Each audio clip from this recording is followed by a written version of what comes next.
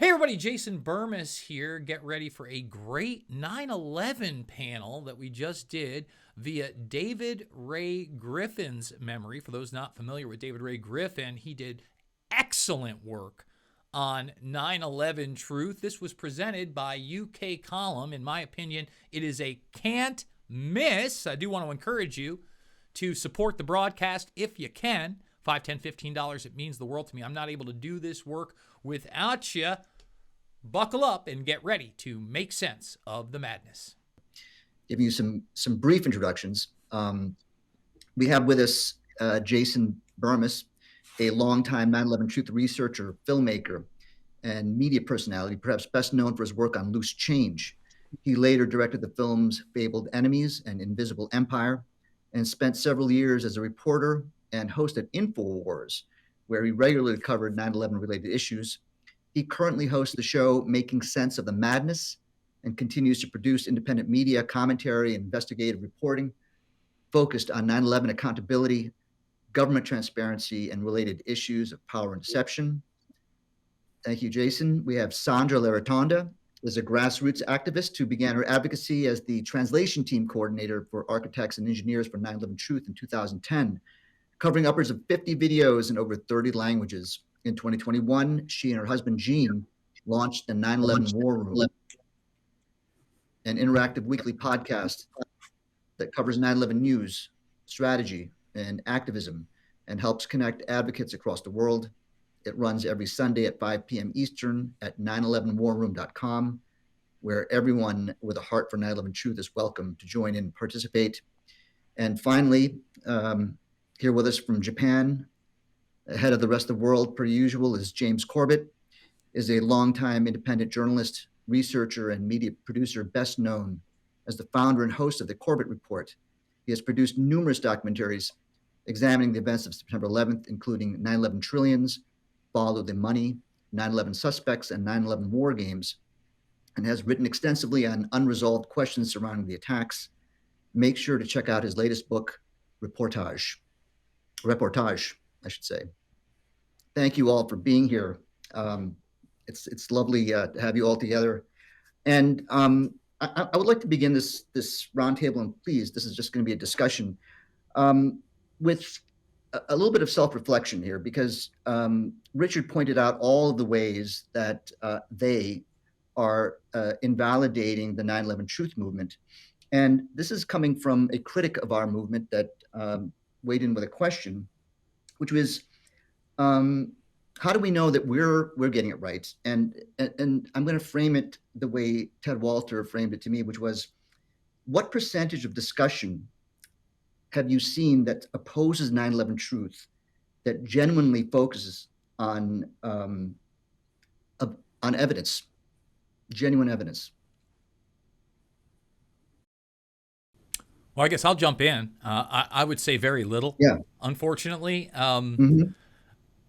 As was discussed in the presentation before, a lot of these are simply ad hominem attacks, the framing of the issue, and oftentimes the mainstream media or the other debater does not want to show the evidence or gives a straw man debunk. Let me give you a great example of a straw man debunk recently. The Jubilee Network has this online show where there are 20 or 25 different people against one person. So I was contacted about a conspiracy theory driven show that took place a few months ago. And the topics were QAnon, of course, the flat earth, what else was there? The Hunter Biden laptop, and 9/11. So when I did my original pre-interview with this guy, I said, well, if we're talking about the Hunter Biden laptop and crimes via Joe Biden, I go, there isn't a ton there. Obviously, his son's behavior is abhorrent. That was lied about. The connections via him and his son's business, that was on the peripheral. But as far as hardcore evidence, not really there to possibly convict Joe Biden or his family. I told him, obviously, I am not a flat earther. Back in my day, the thing that they would try to contrive with 9/11 Truth was not flat Earth. It was lizard people and shapeshifters. That would always be brought into the mix, another straw man. And when I asked them about QAnon, I said, well, do you want me to talk about its actual origins and the people that actually started it? And I got news for everybody. Wasn't white hats, wasn't, Trump supporters to save the world. If you really want to delve into that and where it started on 4chan and then into 8chan, etc., that information is available. And it did seem like the person I was talking to was aware of that.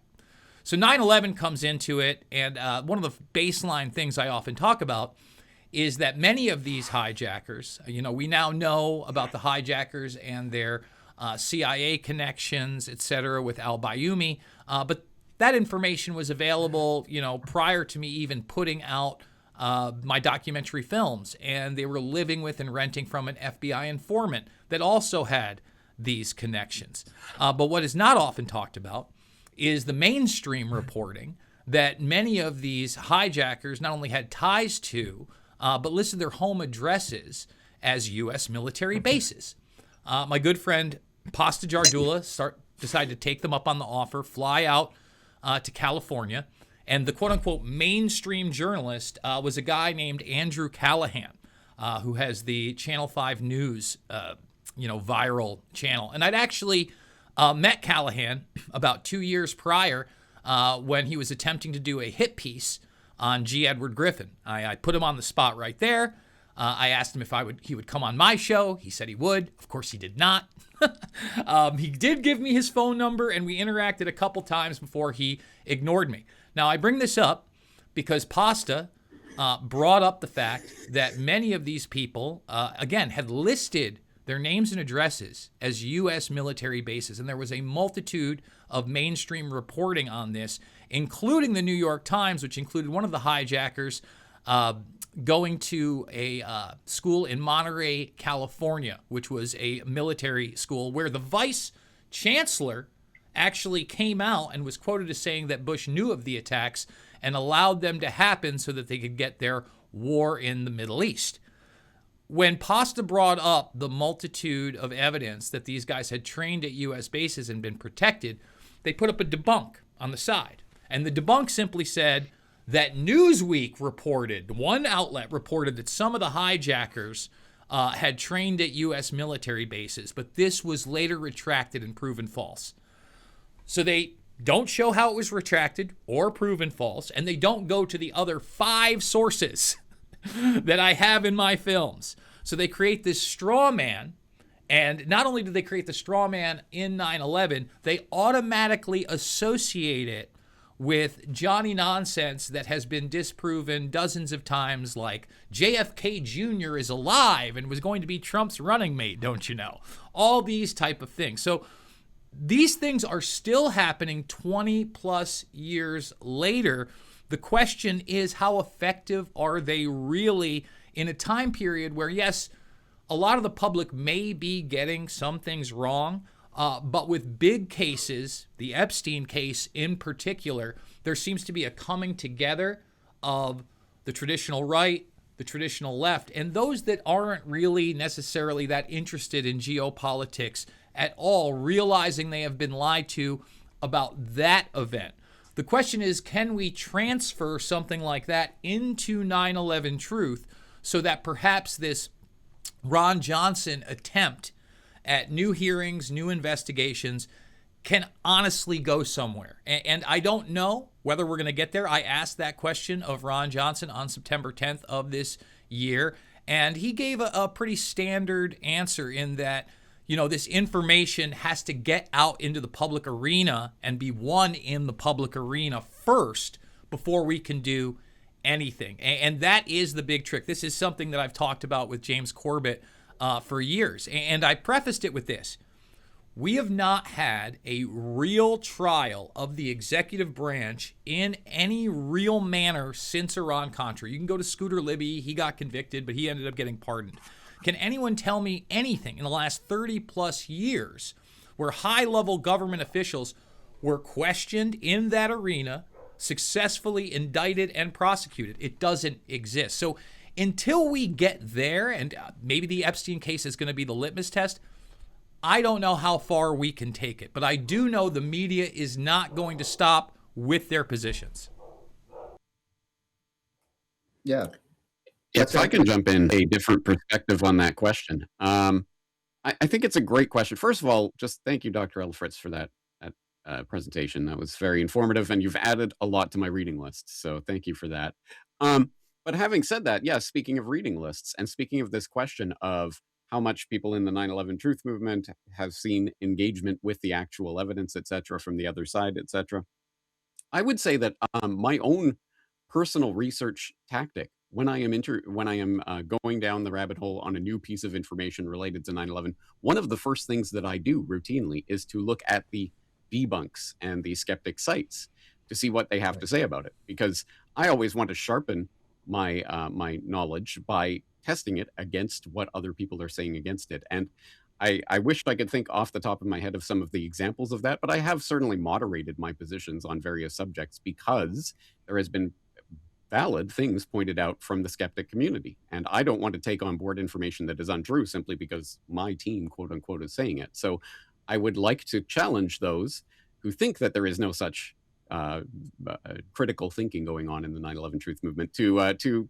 come up with their own examples of times that they have changed some of their beliefs based on things that the 9/11 truth movement has been saying, because it certainly is one of my first steps when I'm looking at research. Mm-hmm. Sandra? And I can just, yeah, if I can just add, the question was, how do we know that we have it right? Right. And I would, yeah. Right. So, I mean, I would simply state that we have the evidence. You can't argue with the science, the physics, and any of that, nor some of the really strong anomalies that would be hard to explain otherwise. But the problem is not intellectual, it's not scientific, it's not any of that. It's emotional. The blockage is emotional. So there are people that you will just not reach with the facts, with maybe in time, as people soften to the idea, it's easier to consider that we were lied to in the past than that we're being lied to in the moment. So back then it was harder to conceive it, and some people, and there is a trend in that direction of people opening up to it, overcoming the cognitive dissonance. But it's still there. And those people who have a hard time with it, put aside those that are paid for, obviously, to debunk it, in the media and whatnot. But on the average population, I think that's the biggest hurdle still, is to get people to consider that we've been had in that way. Yeah. Well, I would like to offer something. I'm sorry. Please. Absolutely, Sandra's right. I interviewed dozens of members of the 9/11 Truth Movement in their activism, and interacted with dozens more in the Facebook group. There were several people who told me that they initially started out with a deep-seated disgust and hatred of 9/11 truth. And I completely identify with that, because when I watched Michael Moore's Fahrenheit 9/11, like in 2005, I hated it because I thought he insinuated that Bush had something to do with 9/11. Several of the people that I interviewed said that they initially started out trying to debunk 9/11 truth. So there's that kind of starting position that a lot of people had, and they said they couldn't debunk some of the facts, especially WTC7. As far as the people out there who are directly interrogating the evidence, there are a handful of people. One of them would be Mick West, whose Metabunk website would pop up at the top of Google's search results if you search for anything remotely close to 9/11. He's had debates with, Tony Zambodi and some others. There was Michael Shermer, and there was Miles Powers. Maybe Ryan Dawson could be thrown in there. I'm not sure. As people who want to interrogate certain empirical aspects of the claims from the 9/11 truth movement. But relative to the sort of broader pushback, the people who are willing to interrogate the evidence are far more minuscule in numbers than people who use the type of rhetorical tactics that Jason was pointing out. Mm-hmm. Mm-hmm. And can I You just know, jump in really quick too, just because he mentioned Google and kind of this algorithmic boost of something like Metabunk. You know, Google has somewhat changed their YouTube policies recently, but of all of my videos, every single 9/11 video got age restricted. Now, that has now been turned over, but let me give you some examples. From Fabled Enemies, the follow-up film I did that really doesn't focus as much on the physical anomalies, but has people like Joe Biden in it before they're even the vice president of the United States. That, age restricted, 18 plus. Anthony Santamacia, he, I think, did one event. And if you don't know who Anthony Santamacia is, he was actually with Willie Rodriguez in the basement level of the World Trade Center when the secondary explosions went off. He corroborated every part of Willie Rodriguez's story. That got age restricted. My Barry Jennings interview that James has done a whole documentary film on also got age restricted. To this day, even if you appeal and you get the age restriction boosted, Richard pointed out that you get this little Wikipedia entry that you shouldn't question the events. This was an Al-Qaeda operation. Anything else being said is false. It has opened up a little bit. I mean, again, you mentioned Tucker Carlson. Tucker Carlson has now done a 5-part series via 9/11 Truth. At the same time, I think there's some problems with that. One of the most glaring problems, I would say, is I believe it's in the second episode where the individual from Alex Station, the unit that was set up to keep tabs on bin Laden, starts praising John Antisev, the FBI agent who he met with and worked on this case. Well, Antisev is on audio. We've caught him in the 93 World Trade Center bombing, handling Ahmed Salam, the Egyptian army officer they recruited, okay, who built the bomb. Let me repeat that. For those that don't know about the World Trade Center 93 action, our government, FBI, ATF, DOJ, they're all mentioned in this phone call, helped build the bomb. Obviously, Salam got very worried when they didn't make him build a fake bomb and started taping their conversations. So I think that we have a very long way to go in that media sphere. I think we also have to acknowledge that there is a ton of documentation that hasn't even been scrutinized by the 9/11 Truth community, let alone the mainstream media. And what information would that be? I point to the 2018 document dump from the quote-unquote Dark Overlord. And a lot of people don't even know that those exist. But for instance, these had TSCI documents in them. Some of them were simply civil cases about 9/11 that the public were not allowed to know about. Some of them including the Jersey wife widows that are in the documentary Press for Truth. But one of those nuggets, if you will, that was in that documentation was the fact that James Woods, who had already been on TV and said that he was on a plane prior to 9/11 where he felt 4 individuals were going to hijack this plane, where he talked to not only the stewardess, but the pilot after the fact, the stewardess during it. And they all filed reports with the FBI. Now, other than that TV interview, it is in court record now that not only he did that, but he names the 4 hijackers that were supposedly there. They shouldn't have known each other. He was supposedly on Flight 11, one of the planes that was utilized in 9/11. And he mentions an FBI agent that confirmed that his reports went through. And he also mentioned Seymour Hersh as his friend that confirmed that his reports went through. That is just minutia, okay? We have plenty of documents on Silverstein, Building 7, those lawsuits, etc. So there's still a ton out there that has not really gone through academia on either side that I think is incredibly damning.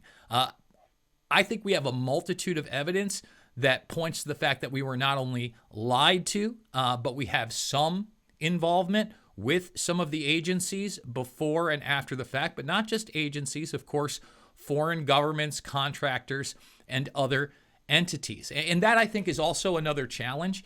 A lot of people want to use the terminology inside job, or there's the crowd that points to Israel as the only culprit. Again, one of the great things that Mr. Corbett has done over the years is he's been able to illustrate that many of these things go outside of the nation state apparatus. And I think that's yet another hurdle that we're going to have to get over if we want a true accounting of 9/11, and one that gets brought to the global populace. Yeah. Sorry, while we're Yeah, really speaking well of said. debunking, I should just mention that Ahmad Salem did not build the 93 World Trade Center bomb. He was taken off the case before the bomb was built, and then that group went ahead and got Ramzi Youssef in to build the bomb.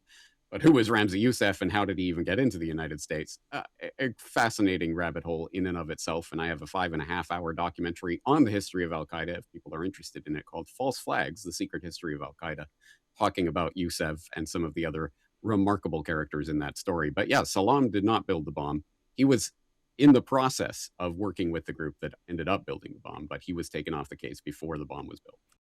Can I just ask you, James, then why in that conversation does he say that who built the bomb? Your confidential FBI informant. I might be getting a little bit wrong, but right around that, oh, what a wonderful case.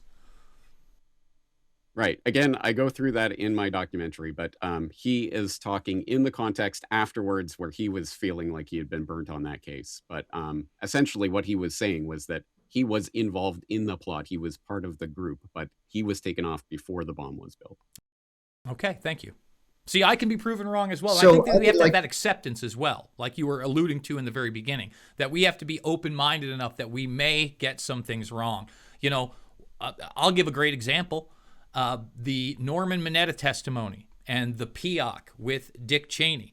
There's photographic evidence that was released in 2016 that certainly, I would say, show the possibility that we, as quote-unquote 9/11 truth activists, may have gotten that timeline wrong. Now, I'm on the fence on that, but I can admit that that evidence exists, and I'd like to see more.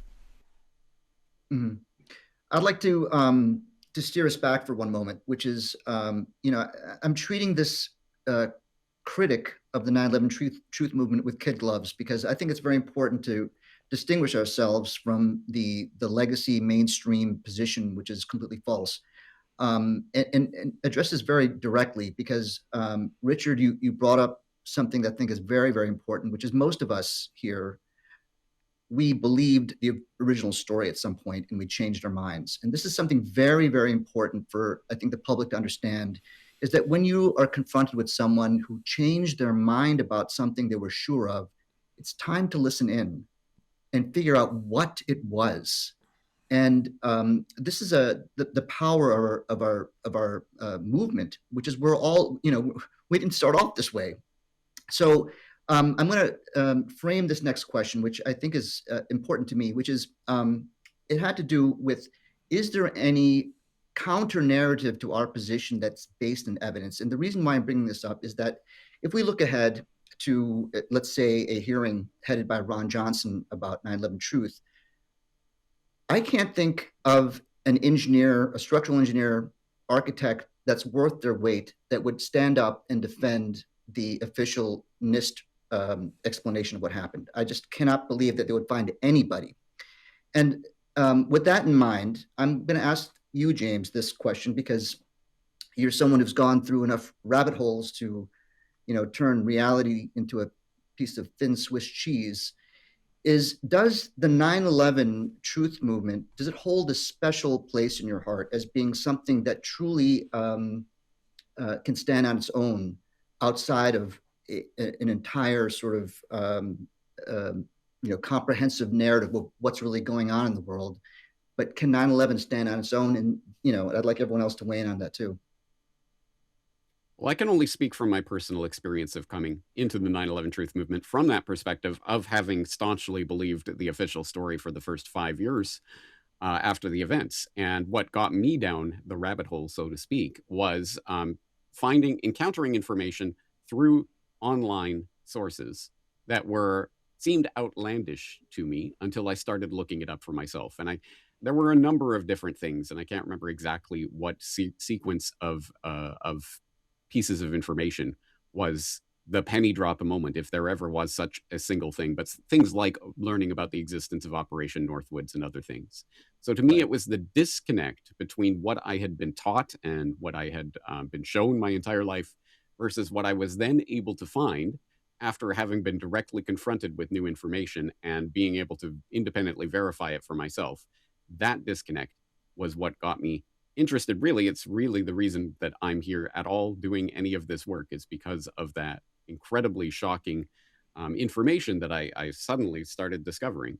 And yes, obviously 9/11 Truth is an incredibly important part of my own story. And I imagine for a lot of people who started questioning government and perceived realities in the early 2000s, probably a lot of people have a similar point of view. And to me, I think part of what's surrounding this question of 9/11 Truth as a social movement on the precipice, are we at some sort of inflection point? I would say that we are at essentially the same point that we've always been and presumably always will be, which is that you can't argue people out of a position that they haven't been argued into. I think most people have not given this evidence any sort of actual thorough vetting and applied critical thinking to it. I think most people receive the conceived narrative from trusted sources, whether that be academic, institutional sources, or more likely from media and social perception of people around them. And for the past 25 years, the overwhelming majority of people have been rabidly against the idea of questioning the events of 9/11. We are starting to see that change. And to me, that is a reflection of the media environment that we are in. Um, obviously in 2001 and in the immediate aftermath of the attacks, we were still very much in the corporate media paradigm where everyone was receiving their information from TV, newspapers, radio, etc. Now we are in the online media environment, and we have people who made their entire careers in that dinosaur media paradigm who are now realizing that the most people are now online, and they are now speaking to online audiences. And I think that media change accounts for the change in discourse around 9/11 and the fact that it is now socially acceptable to talk about 9/11 and to question these types of events. So to me, the whole point of this social movement is that it has been forged in the crucible of a media environment that has undergone a dramatic shift in the past couple of decades. And that's where I situate the moment that we're at right now, which means to me that the whole idea of the debunkers and the skeptics and the academic institutions poo-pooing this movement, etc., is actually relevant to what is going from all what to really be the interesting sociological part of all of this is the internal dynamics of the movement, as in who the gatekeepers within the movement who will allow or won't allow this type of discourse from taking place. Oh, you can't question this, or you must question this, or you must talk to this person, you must cite this source, you mustn't cite that source. That sort of internal gatekeeping seems to me at this point to be the largest impediment to 9/11 Truth becoming a large-scale movement. Well, Yeah. yeah, go ahead, Sandra. I was going to say that the dynamic of the movement itself has also changed from the early years to now. It was very much at the beginning, it was kind of this rebellion, this organic rebellion by those who questioned the narrative right off the bat, right? And they had it the hardest, really, because they were fighting everything, the propaganda, the media, the cognitive dissonance, and everything. And I'm unbelievably grateful to those who had the courage to rise up in the 2002 to 4, 5, 6. The crowds, the loud crowds in the streets that I'm sure Jason remembers very well. And, that with these black and white investigate 9/11 shirts and attracting a lot of attention and obviously a lot of criticism. But they paved the way. And then you had an organization like Architects and Engineers for 9/11 Truth, which was formed, and it gave the whole thing more credibility. It gave it a backbone. It gave all of us something solid to lean on to say, hey, it's not just me. There's these scientists. There's these people who have risked their careers to sign the petition, which is significant. And that carried us for a very long time. And, AE did incredible work for years, and was really the authority for most of us to hang our hat on. And then, in the 2015 years, it gave rise to new organizations. Things happened in the movement. There were splits, and it kind of dispersed everything more, and we calmed down collectively. We didn't sound anymore like salesmen, wanting to bash someone over the head with the truth as I know it, and this is what you should believe. A little bit like James was just saying. Um, we've all grown up and matured. We're not that rebellious teenager anymore. We are people who engage in discussions, try to address the concerns, try to take the emotion out of it as much as possible when dealing, and we kind of just put out the facts out there, and we are able to sit with it and just let the ripples, make their effect. And maybe it lands and maybe it doesn't. And if there's one thing I know is that you have no idea what piece of information is actually going to resonate with someone. It could be Yeah. the oddest thing I've heard in speaking to people say, yeah, I really didn't want to hear it, but then I heard this and I'm like, really? That's the thing that got you to question. So hey, all means are good. So I'm a strong believer, just put the information out there calmly, rationally. Um, if people don't feel like they're being, forced to look at something or being convinced against their will, they're a lot more open to considering the possibility. And so, yeah, that dynamic has changed over the last 20, 25 years. Yeah. Hmm. Well, I would like to It's an ask. important question. Richard, go ahead. One sec. It's an important question because, for example, the conference in DC, right, which for the first time hosted people who would be considered legitimate insiders, former congressmen, U.S. senator, intelligence officers, high-ranking military officials, beyond the credentialed professors that have already been part of the movement for well over a decade and publishing journal articles. I was in a conversation with some very well-known members of the 9/11 Truth Movement, and we were talking about what would happen if and when there was to be a Senate panel hearing, as in who would the 9/11 Truth Movement put up as the all-star team, the dream team. And I, I don't want to. I have to keep confidentiality and anonymity. There are going to be people who have done a significant amount of work and contributed significantly to the movement, whose egos are going to be hurt because they would not be invited to the panel, simply because, look, like, your contributions have been invaluable, but your credentials don't speak to what the public would recognize as a legitimate voice. Down the line. So the internal dynamics are very interesting in that a lot of the members themselves have aged into a more refined demeanor and things of that nature. But if and when it does come time to select the best faces to put forward, there will be internal dynamics that have to be navigated in order to think about 9/11 Truth itself, aside from the movement members who have propelled 9/11 Truth for years and years and years through thankless work.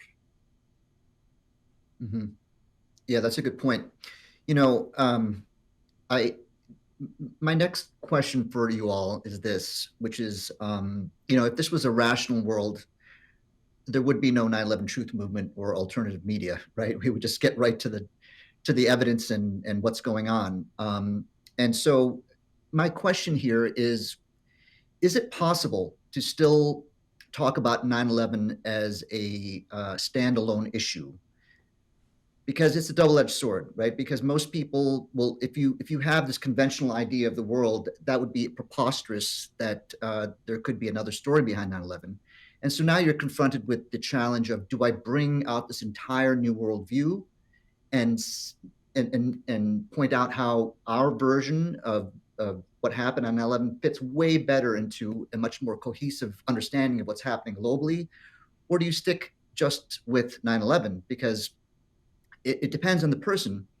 And what I'd like to ask you, because you're the sociology expert, what is your thoughts on that? And then, Sandra, I'd love to hear what you are hearing at the grassroots level. Well, the way that I teach my students to answer any question that I raise in my classroom is, you will, when I ask a question, you're going to start off with, it depends. And they say, it depends on what? And I say, the situation and the context, always. So, if we're talking specifically about the evidence that is used to contradict the official narrative of 9/11, stick to that. Don't go down into the connections and the implications and the rabbit holes. And I'll give a primary example. The last time I was in Manhattan interviewing a street activist, somebody came up and I knew who he was and who he was with, and we were talking specifically about World Trade Center 7. I was asking probing questions. Just, could you say more about that? Tell me more about this, please. And this person jumps in to an evidence empirical based discussion about the event of World Trade Center 7 collapsing with, well, who do you think did it then? Because there would have had to been teams of demolition experts in and out of that building. So who do you think was responsible for all that? And I lost my cool and turned to him and I was like, we're not talking about that. We are talking about the physical events. We're not talking about the perpetrators. And that's a tactic that's used to sort of, reframe the discussion. If you're talking to people about the significance or implications or the consequences of 9/11, then yeah, it makes a lot of sense to start connecting those threads. And like Jason was doing this earlier, when it's very easy if you have a lot of knowledge to start saying, well, in order to understand that, you'd have to understand all of these other things that are significant factors in this. And then I'll point out, and I'm not saying this is what I think. There are people in the public who have this trope, this stereotype of that crazy conspiracy theorist who's connecting the dots that shouldn't be connected. And that was a systematic rhetorical strategy designed to demonize and stigmatize conspiracy theory thinking. And and it's caught on culturally. So it's like, oh, you're connecting dots that shouldn't be connected. Because as James Meggs says, that's what conspiracy theorists always do. Mm-hmm. Yeah, it's a danger putting it all together, and there's just too much. The pill is just too big to swallow. But have things changed right now? I mean, what do you feel, Sandra? What are you seeing down there when you're talking to people? Can they hear the whole thing?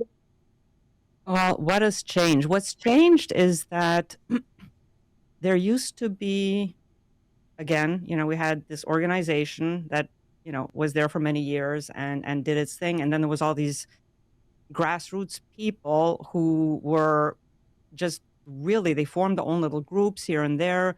Certain cities were more or less active, kind of like, but really kind of disconnected in a way. And now with these, this kind of fracture that happened with the organizations means that there's more to go around. And so with Gene and myself, my husband and myself in the 9/11 War Room, we kind of try to build that bridge between the organizations and the activists who really want to get involved. And I think anybody you speak to will tell you that it's absolutely like herding cats. That's what Richard Gage likes to say, and it's really that, because there's this new openness, there's this new ability to connect, which is fantastic. But the downside of that, again, is, because there's always a downside, is that everybody has their own agenda. And everybody thinks that this particular issue is more important, or that this angle is the one that we should proceed with. And there are all these, I don't want to call them quack theories at all, because, and I just don't, but there are so many theories that were kind of like whispered in the background: holograms, CGIs, DWs, no planes at the towers and stuff like that, that, we'd hear about every once in a while. But now with this new openness, there's a lot of stuff that's being thrown into that bag now.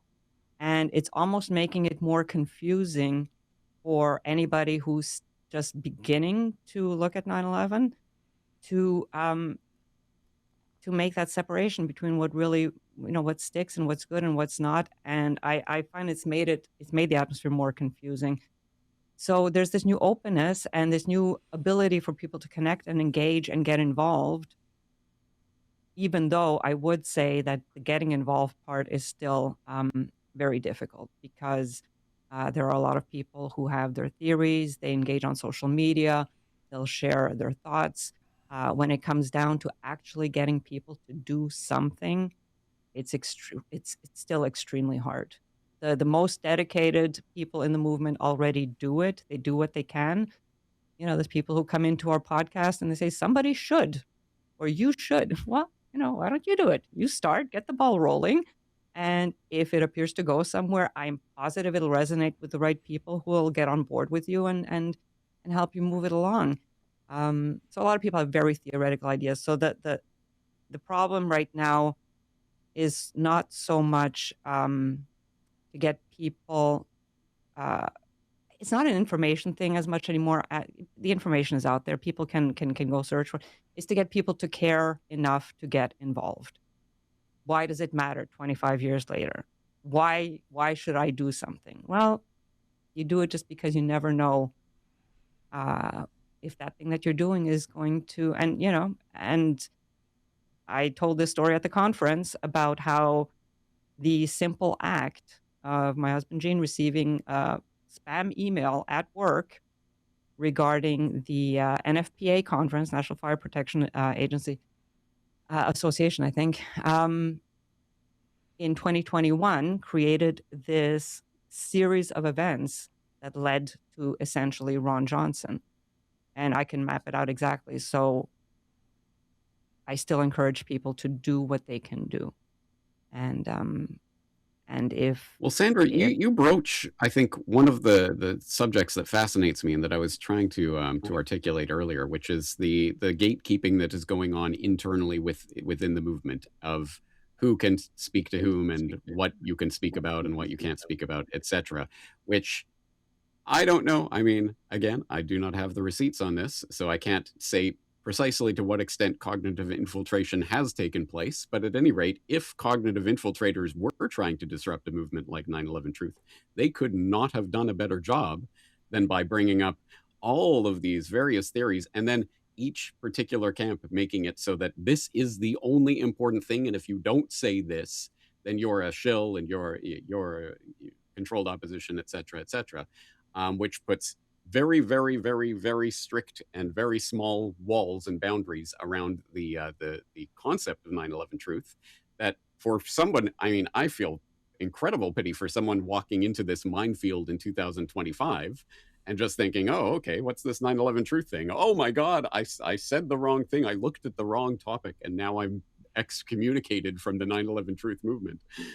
It's a crazy forest of people and ideas and camps that have formed here, which I'd love it for to be one big open tent of people just amassing under 9/11 Truth and going to the bare basic details. But now it has become this incredibly complicated subject that if you do not say the exact right things, there are people who will not talk to you about it. And that, I think, needs to be addressed. If this is going to be a movement that is going to make a difference, then I think the fact that people can't even begin to broach the subject without being attacked for it has to be addressed directly.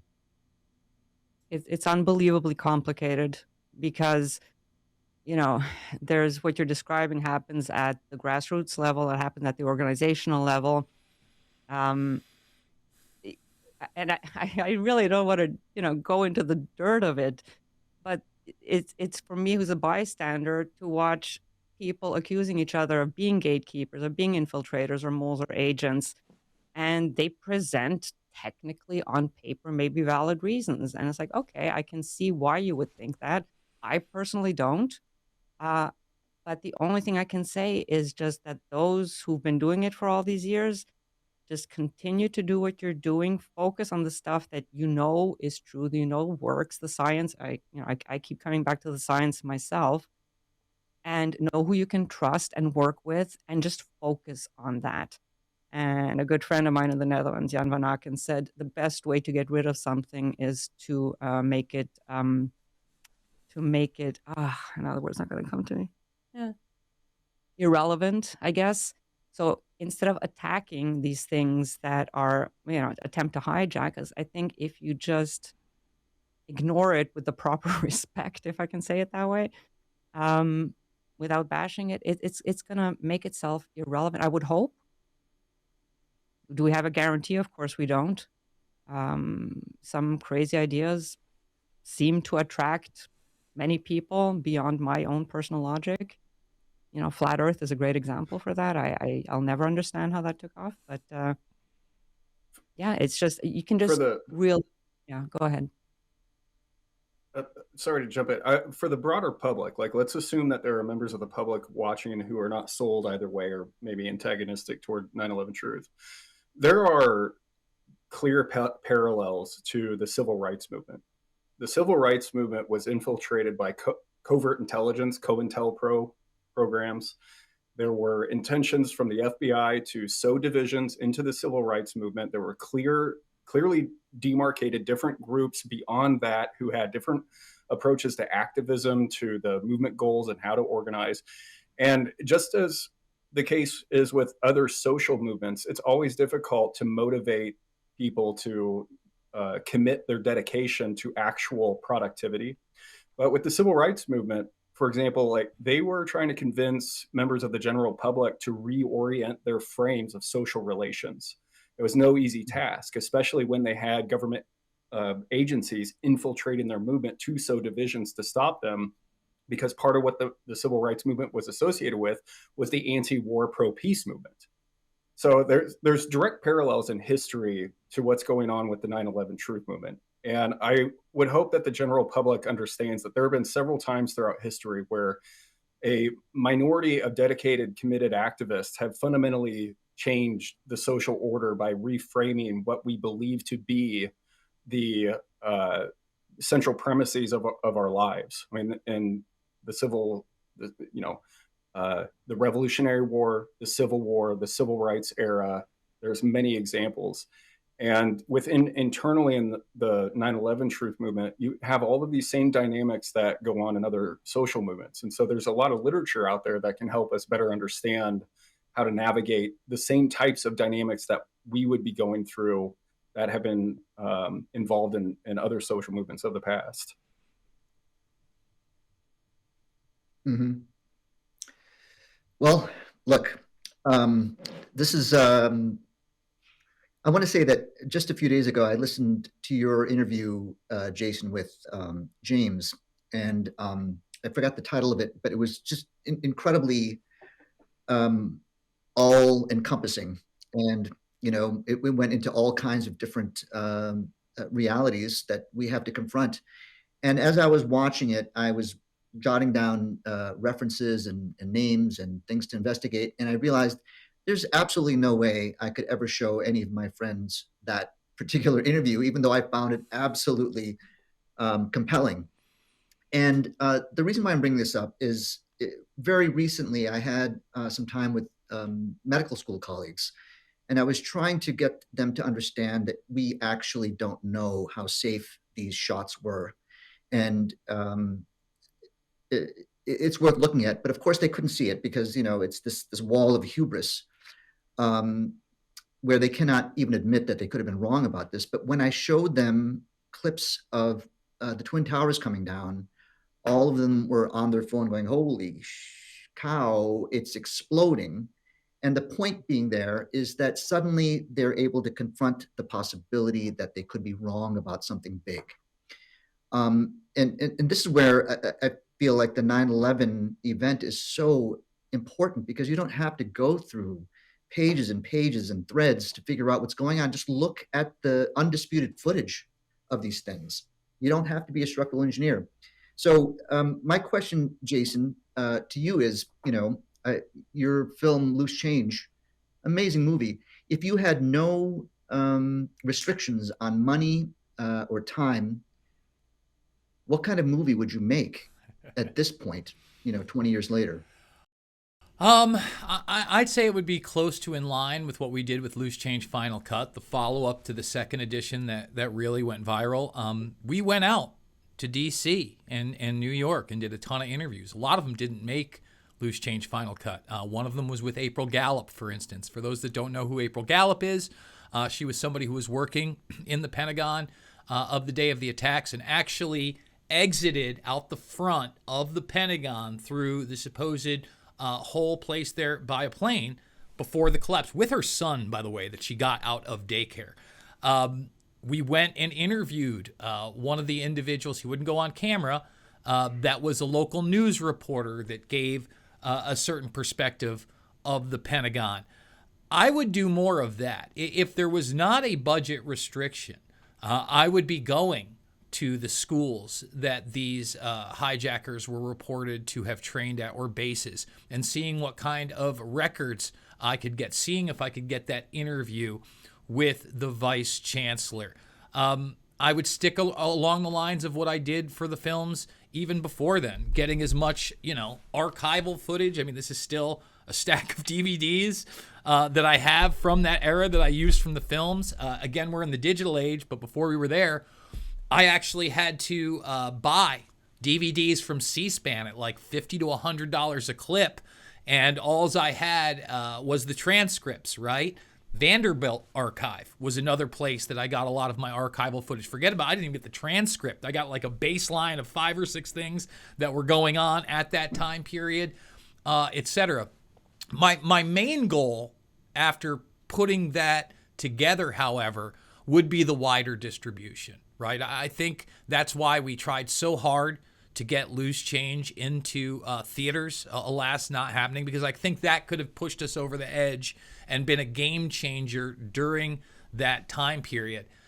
Right now, kind of to go back to what other people were talking about in regards to, do you get so far away from the event? And I think that the idea that it depends, it does depend, right? Like, Operation Northwoods does not have a quote-unquote direct connection to 9/11, but it sets context. Some people may not. I'll be honest. When I first started looking into 9/11 truth, yes, Building 7 stood out to me, but it took me a little bit longer to get into the demolitions of 1 and 2. That's when I really started looking for archival footage of people talking about secondary explosions, etc. You brought up the shots. I think post-COVID-19 84, there are a lot of people that have opened up to this idea of not only massive government corruption, but massive media corruption, both on a global scale. We've been talking about Tucker Carlson. You showed that clip. You've seen that shift. I'll give you another shift right now. Adam Carolla, who at the time of 9/11 had a hit TV show. The Man Show on Comedy Central was huge. I was on his program on the 5th anniversary from Ground Zero on the phone, and he was mocking me. He was telling me he hoped that I would go back to making pizza, etc. Well, let's fast forward now to 2025. Forget about the fact that he shifted into this libertarian mindset and been on PragerU. He just had Sam Tripoli on a couple times. Not once, but twice. And let's just say that me and Sam don't necessarily see eye to eye on a lot of things, and goes way bigger on the conspiratorial thinking. But that avenue has opened up. As far as media, however, let me also point out that the mainstream media, in large part, is still a joke on this issue, especially when we have to go to something like tabloid media to do, I would say, the best 9/11 documentary probably in the last 5 years. For those that don't know, TMZ did an excellent documentary on United 23, a plane that had all the hallmarks of also being involved on 9/11, where you had these individuals that seemed like they were going to hijack the plane, where you had individuals go to the FBI afterwards, no records of that, where they found their luggage after the fact, and it's the same stuff in that luggage that they magically found in Atta's luggage that didn't make Flight 11. Okay, so TMZ, a lot of people, obviously look at it as tabloid because it is, but it did an excellent job on that documentary.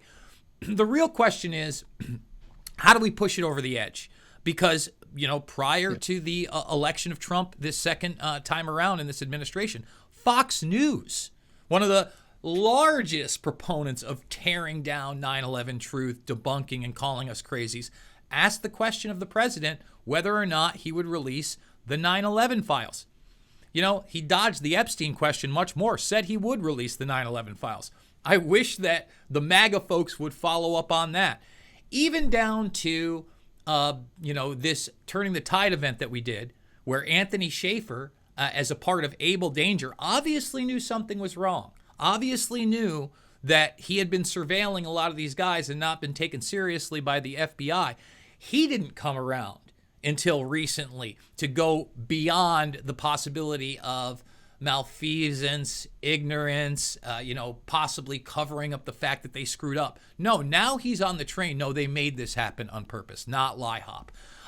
So I don't know that we have to continue in the same direction. I think if we were able to get that spark point, if we were able to get something on the level of a Loose Change or even a United 23 into theaters and backed by mainstream political and media figures to a larger extent, and those media figures really only have to be in the digital world. It doesn't have to be Rachel Maddow, right? I mean, they don't really have the audience. If we were able to do that, I think that this could get the ball rolling to the point where hearings might have an effect, and maybe we can do something to change this culture. I don't know that we can actually get indictments, prosecutions, convictions, and what I originally thought in my naivety, almost 20 years ago, restore our constitutional republic. That would be the goal, but I'm not naive enough to think that that's where it's headed.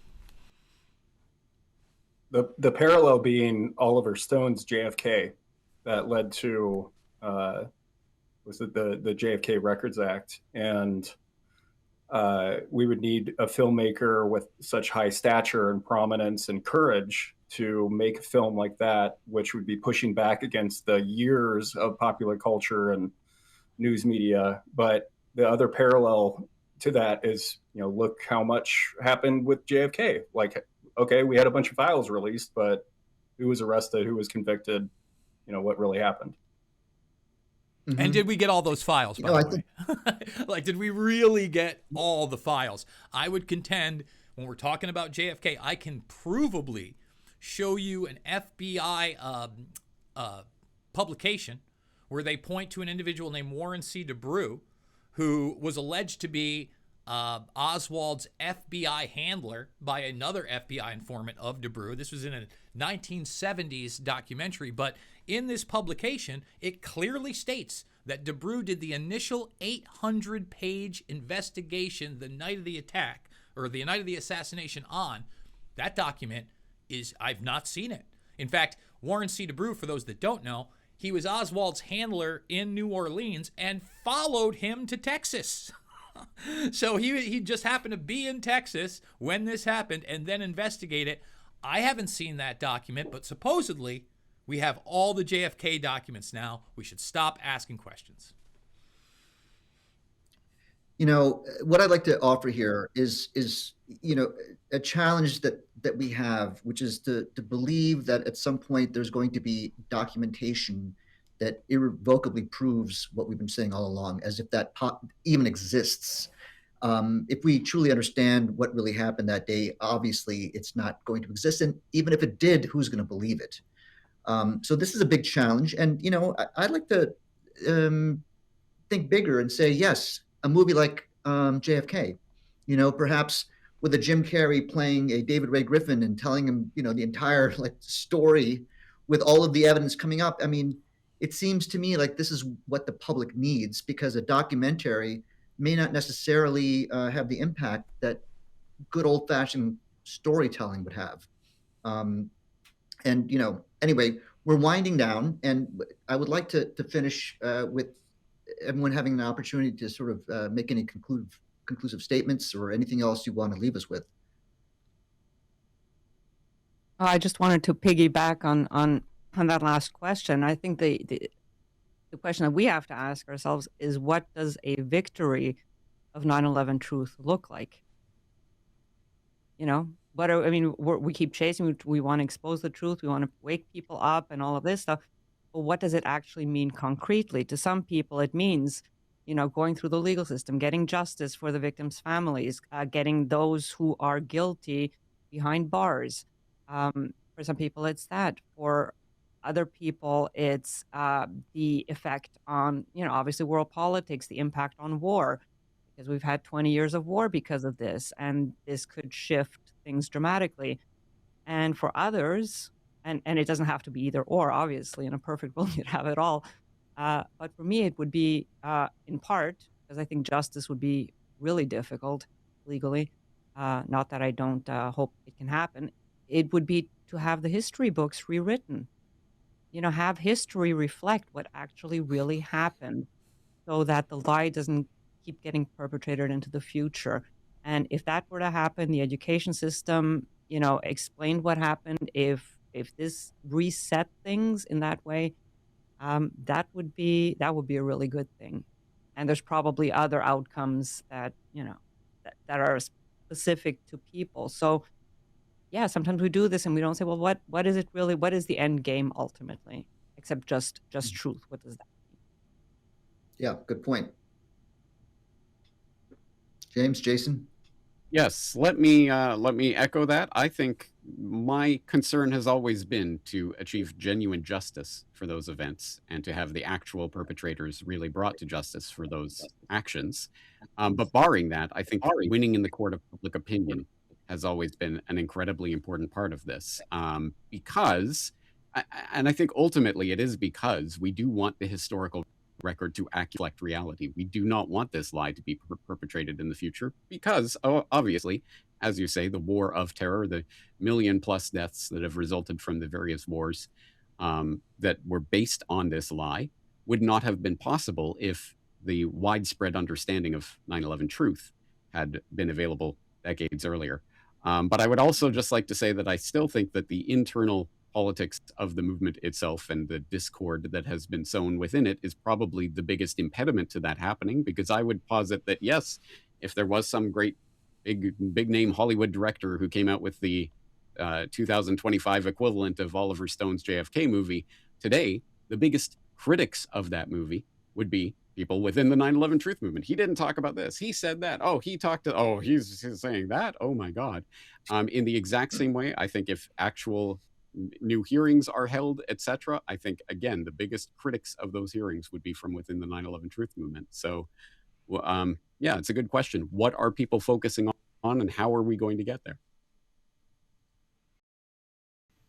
I guess I would close with this. Truth is not subjective. It is objective. It is either the truth or it is not. And unfortunately, part of the recent societal shift, what is your truth, right? You hear that, what is your truth? And we have to accept this person's truth and that person's truth.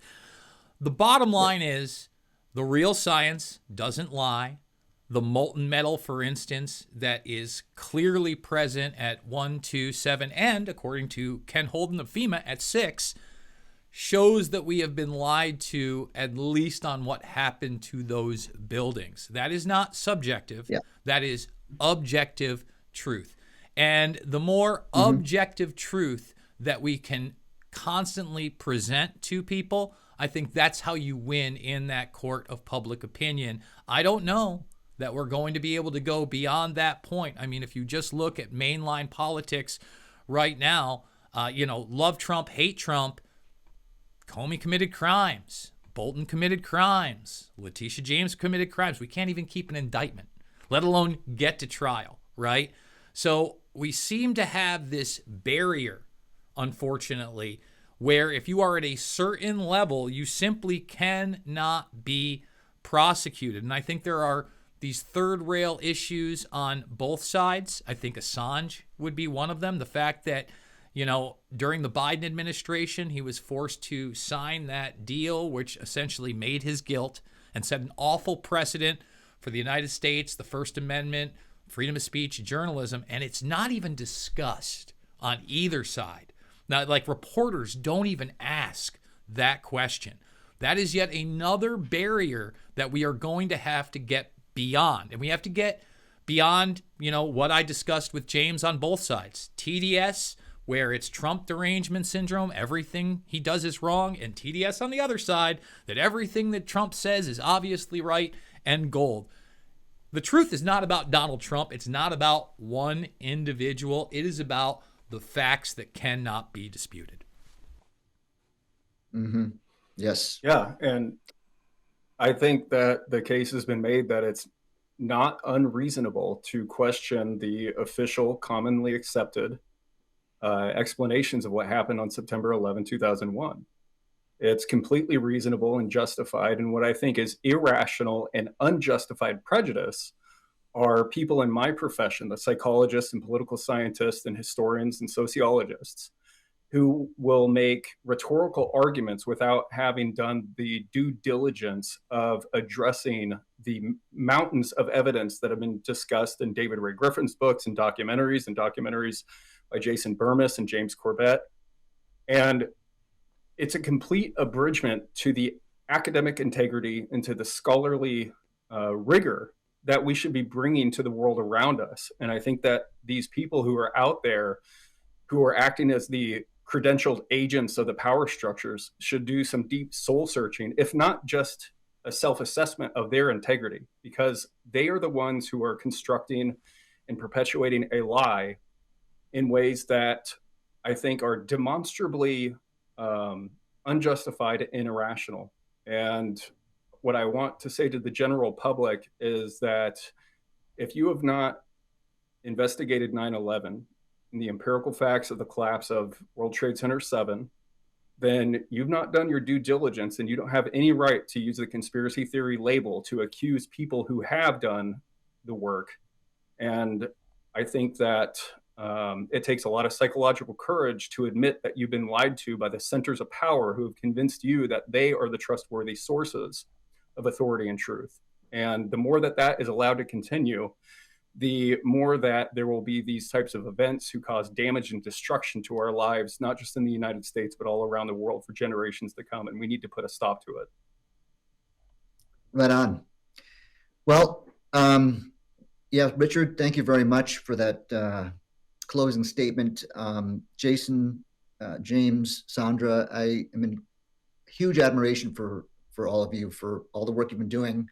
I'm a relative newcomer to the 9/11 Truth movement. I don't know how you've been able to manage to, keep it together for so long, but I'm very encouraged by this discussion. And I would like to just close by saying thank you to the UK column for platforming this discussion and this third annual David Ray Griffin lecture and roundtable.